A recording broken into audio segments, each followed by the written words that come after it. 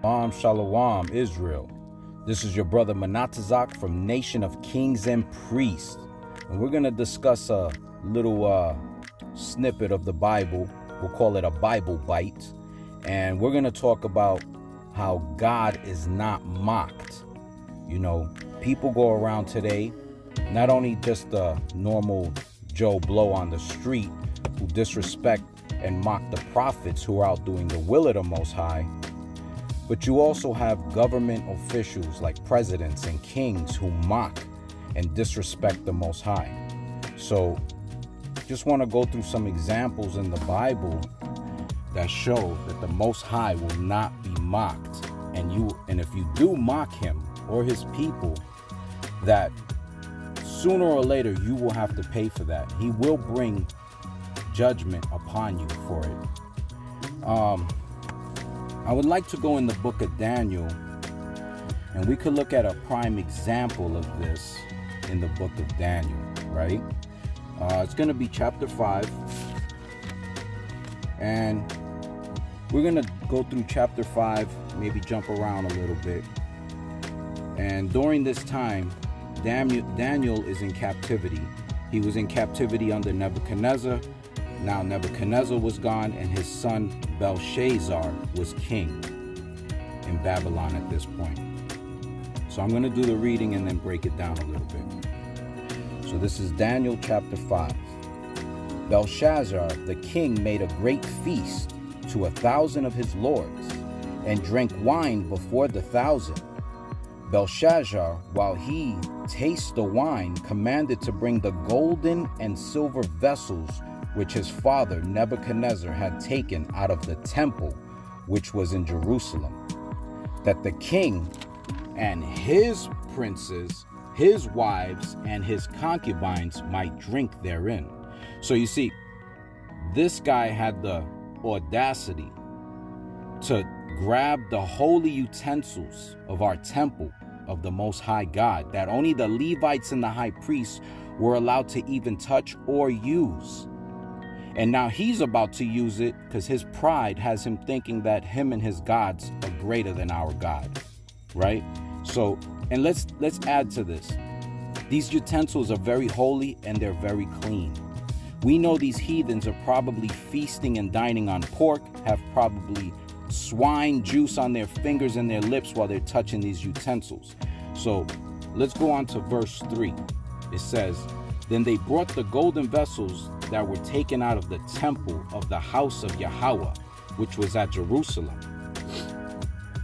And the king and his princes, his wives and his concubines drank in them.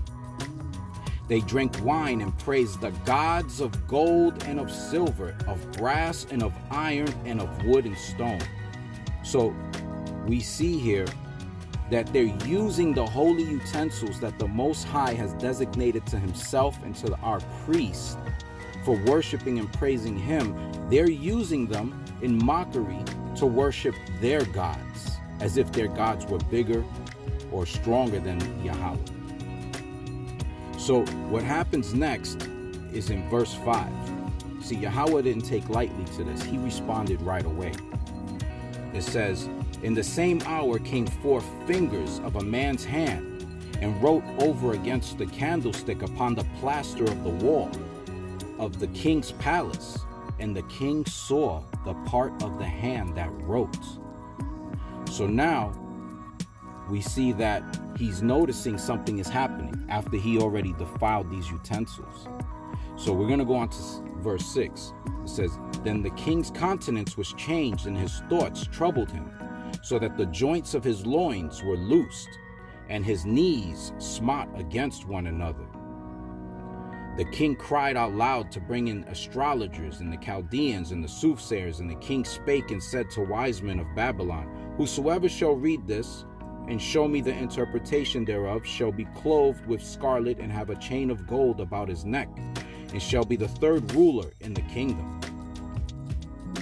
So verse 8, we see that these people could not read the handwriting on the wall. It was in a language they were unfamiliar with, right? So verse 8 says, "Then came all the king's wise men, but they could not read the writing, nor make known the king the interpretation thereof.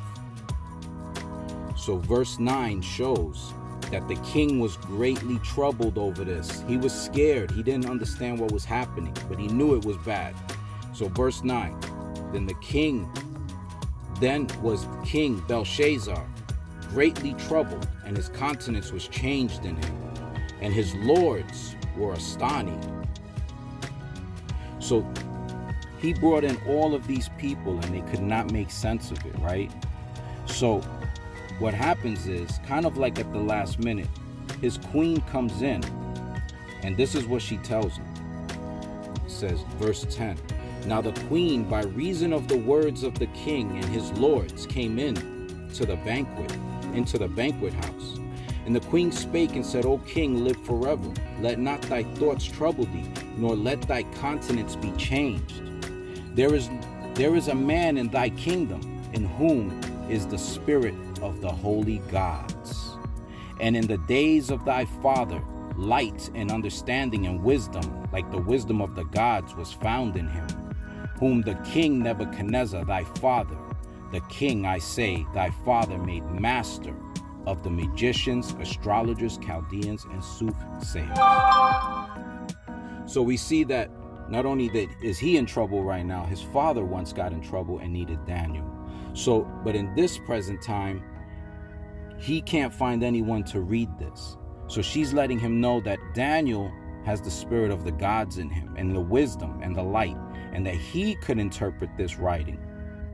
So of course, he summons Daniel. We're just going to skip down a few verses, and I'm going to pick some lines out of here on the way down so that we don't waste too much time.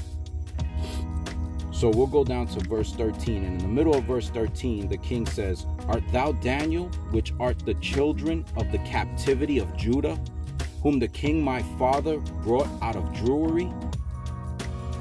So then we're going to go down a little more, and we're going to go to verse 16. And he says, I have heard of thee, that thou canst make interpretations and dissolve doubts. Now if thou canst read the writing and make it known to me, the interpretation thereof, thou shalt be clothed with scarlet, and have a chain of gold about thy neck, and thou shalt be the third ruler in the kingdom. Right? So Daniel, he's offering Daniel these things. Daniel is up in age. He's already seen it all. He's been through it all with his father, with Nebuchadnezzar. And Daniel personally doesn't see King Belteshazzar on the equal terms as he saw Nebuchadnezzar. But look how Daniel answers him when he makes this offer. Verse 17. Then Daniel answered and said before the king, Let thy gifts be to thyself, and give thy rewards to another. In other words, Daniel's telling him, I don't need your stuff. So then he goes on and says, Yet I will read the writing unto the king and make known to him the interpretation. So now we see that Daniel is reading the writing on the wall to give the interpretation.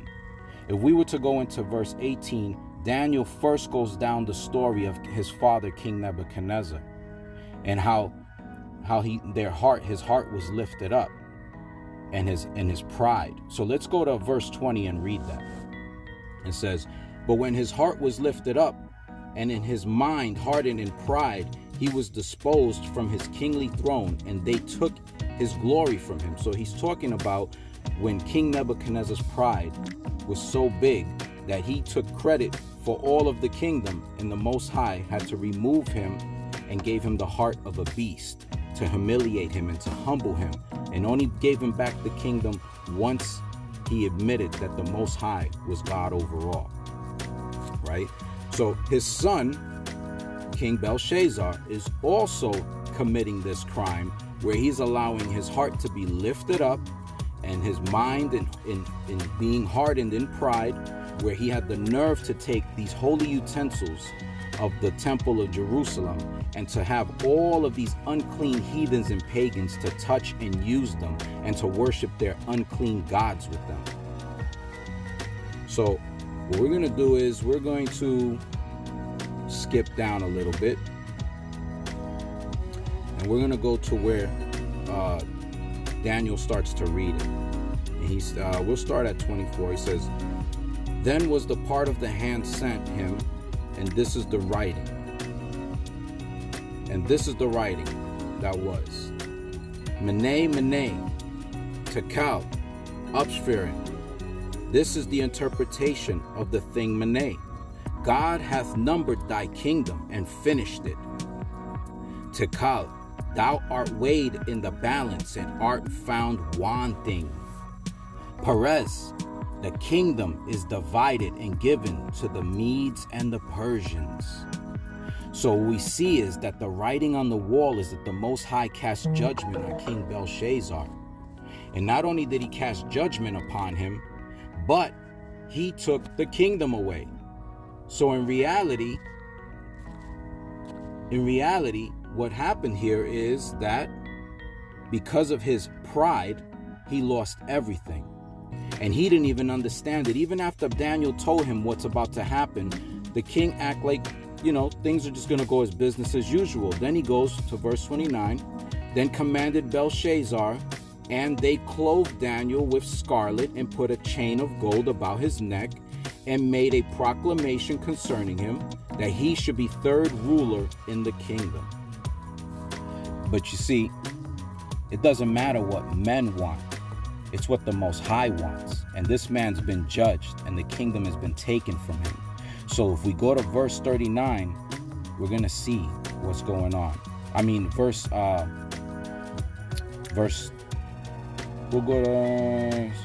We'll go to verse 30 and 31. It says, "In that night, as Belshazzar, the king of the Chaldeans," "In that night was Belshazzar, the king of the Chaldeans, slain."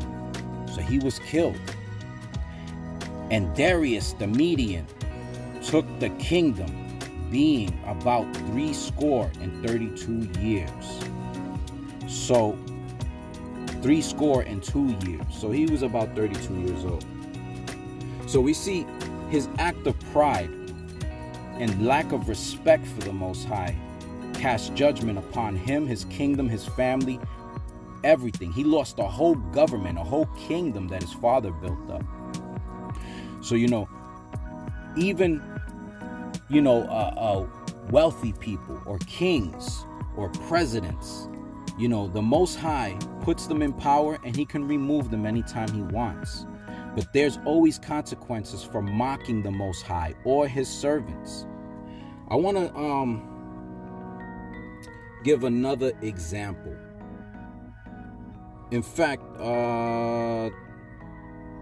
let's go to 2 Kings. We're going to give an example of a servant that was being disrespected, right?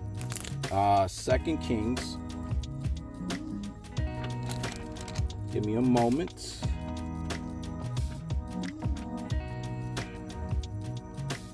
And I believe it's going to be chapter 2, right? Give me 1 second. All right, we're going to go to 2 Kings chapter 2. And we're going to go to verse, I want to say 23, right? So you just saw a case of where high government officials mocked and disrespect the Most High. Now we're going to see a case of the average individuals who mock or disrespect God's servants. The Most High is not playing games with people. So if we go to 2 Kings chapter 2 and we start, and this is about the prophet Elisha. He happened to be taking a trip and he was walking and he ran into some children in the woods. So I'm going to read this verse to you. This chapter 2 of 2 Kings. And we're going to start in verse 22. It says, and this is speaking about Elisha, the prophet. "So the waters were healed unto this day, according to the saying of Elisha, which he spake." And then he says, "And he went up from thence unto Bethel.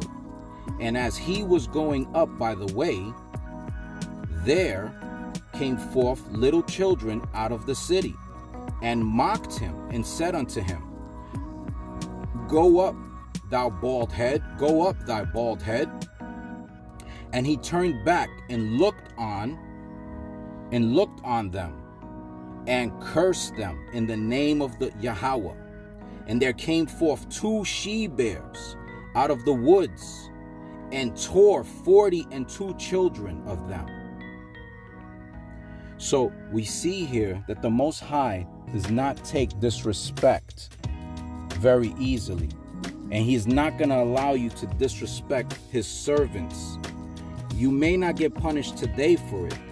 Sometimes you will, and sometimes you'll get it later when you're unexpecting of it. But you will get it. Now, I want to give another example of a high official disrespecting and mocking the Most High and his people. And I want to say that it's I think it's 2 Chronicles, and I want to say it's 32 verse 16. We're going to talk about King Sennacherib when he came upon Jerusalem, and he sent out servants to speak with King Hezekiah. And he was very disrespectful. His servants were very disrespectful about it. So we're going to read about it. And we're going to see what the judgment was and the end result was for King Sennacherib.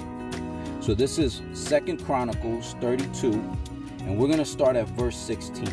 And it says, "And his servants spake yet more against Yahuwah, Lord Yahuwah, and against his servant Hezekiah.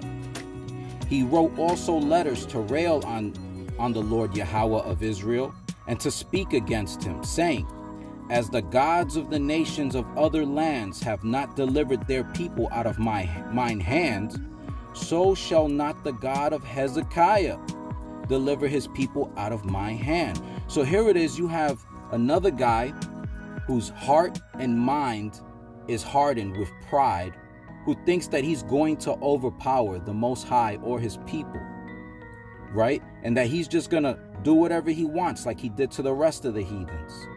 So we go on to verse 18. "Then cried with a loud voice in the Jews' speech unto the people of Jerusalem that were on the wall, to affright them and to trouble them, that they might take the city." So now what he did was he had people going around the city on the wall speaking in Hebrew, telling the people about what's going to happen to scare them so that they could lose faith in Hezekiah and in the Most High. Because this guy had a reputation, and everybody knew this reputation. So let's go on to verse 19. "And they spake against the God of Jerusalem as against the gods of the people of the earth, which were the work of the hands of men." Now we know that the gods of the earth are the works of the hands of men, but Yahuwah is not the works of the man's of hand. He is the one who is the one creating the works. So this guy is definitely barking up the wrong tree. So let's go on to verse 20. "And for this cause Hezekiah the king and the prophet Isaiah the son of Amos prayed and cried to heaven. And the Lord sent an angel, which cut off all the mighty men of valor, and the leaders and the captains in the camp of the king of Assyria.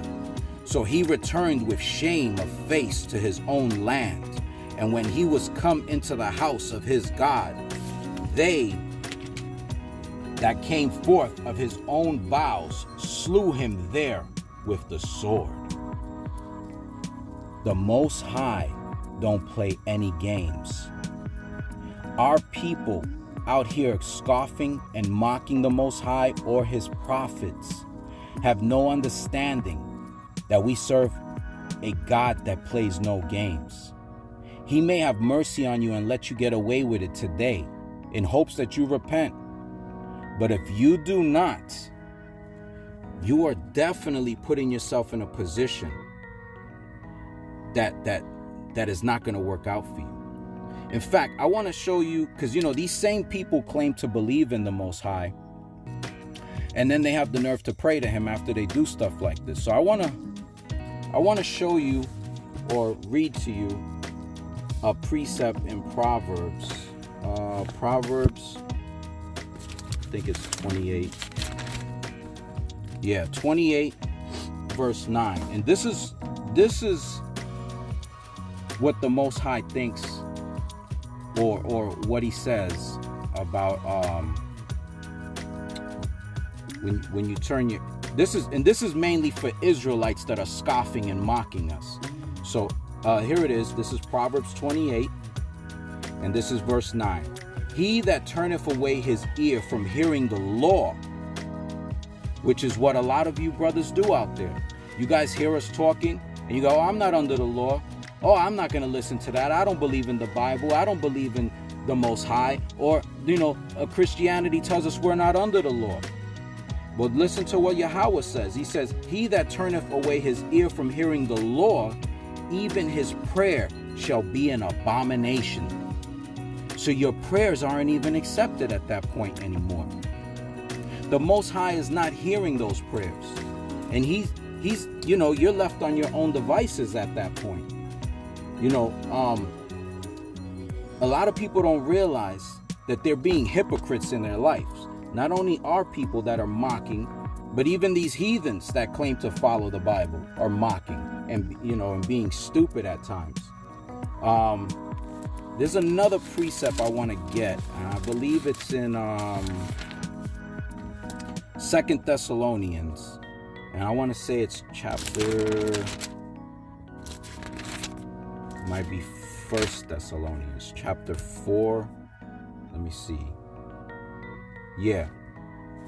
So, listen, this is 1 Thessalonians, chapter 4, verse 7 and 8.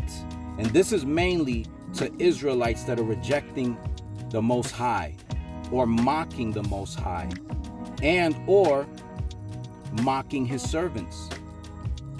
It says, and what I mean, they're mocking and they're not listening to the laws and the things that are being brought out. But let's go on to this. Chapter 4, verse 7 and 8. For God hath not called us unto uncleanness, but unto holiness. Right? And then it says, verse 8. He therefore that despiseth not man. So when you hate us teaching, or the prophets teaching, or what we're saying, you hate that. You don't hate us and you don't hate what we're saying. What you're really hating is God, because he's the one who gives us these things to talk about and to bring out and to be out there for.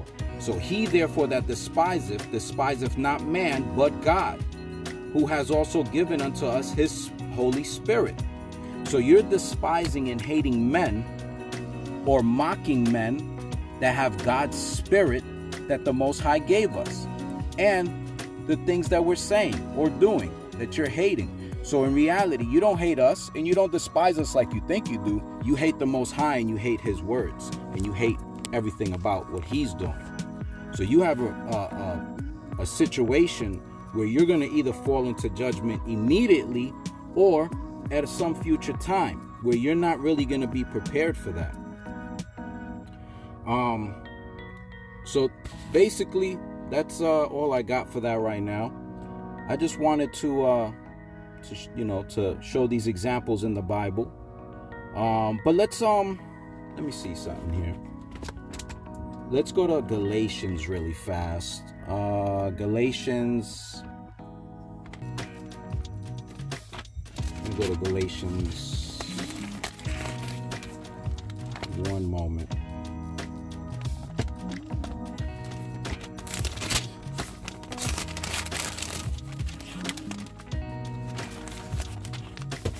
We're going to go to, I believe it's